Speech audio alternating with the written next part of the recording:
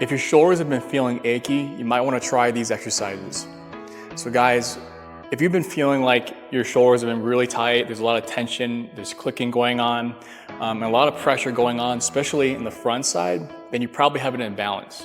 Now, us coaches like to think of things in anatomical positioning, right? So if you've been doing a lot of exercises in the frontal plane, and that means anatomically, you're dissecting your body in half, right? So if I'm standing upright like this, we're cutting my body directly in half, where there's a front side and there's a back side. So there's a frontal side and there's a posterior side.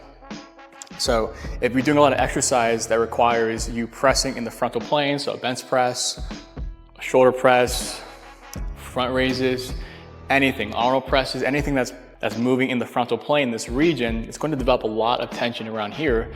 And unfortunately, because a lot of guys, well, we're visual creatures, we do a lot of exercises that are in this area because that's what most people see at first. That's what most people focus on. That's what most people can notice when they first look at you.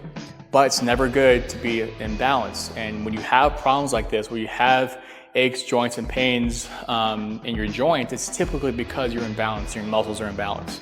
So I want you guys to try these 3 exercises and see which one works for you. As a rule of thumb, I would take one of these exercises and apply it to each one of your shoulder days, your chest days, or in general, your push days. So one of the first exercises that I think everyone should incorporate into their push days, shoulder days, chest days, you name it, obviously frontal plane, right? Pushing is face pulls. Cable face pulls, you can even do dumbbell face pulls, but I'm gonna show you today cable face pulls.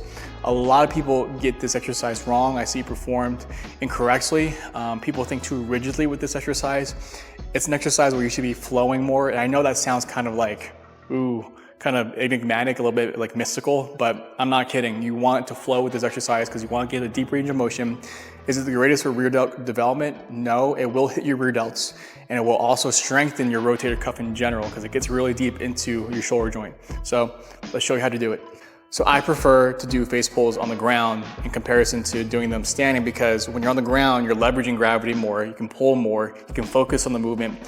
When you're doing it standing, not that it's a bad thing to do when it's standing, but when you're doing it standing, you're not leveraging gravity, and also because you're standing, you're using the core more. Whenever you're standing, you're going to use your core more than in comparison to doing seated movements. And when I do this, again, pay attention to the form. My hands are loose on this, my wrists are limp, I'm leaning back. I'm getting as deep as possible. And I have a high angle. Some people set it too low, and that will incorporate a little bit more upper back. But what I mean by flowy is you notice my hand placement. A lot of people, when they do this, they grip it with all their fingers. I only grip it with 2 to 3 fingers, and then they curl it. This is not necessarily wrong, but now you're incorporating other muscles.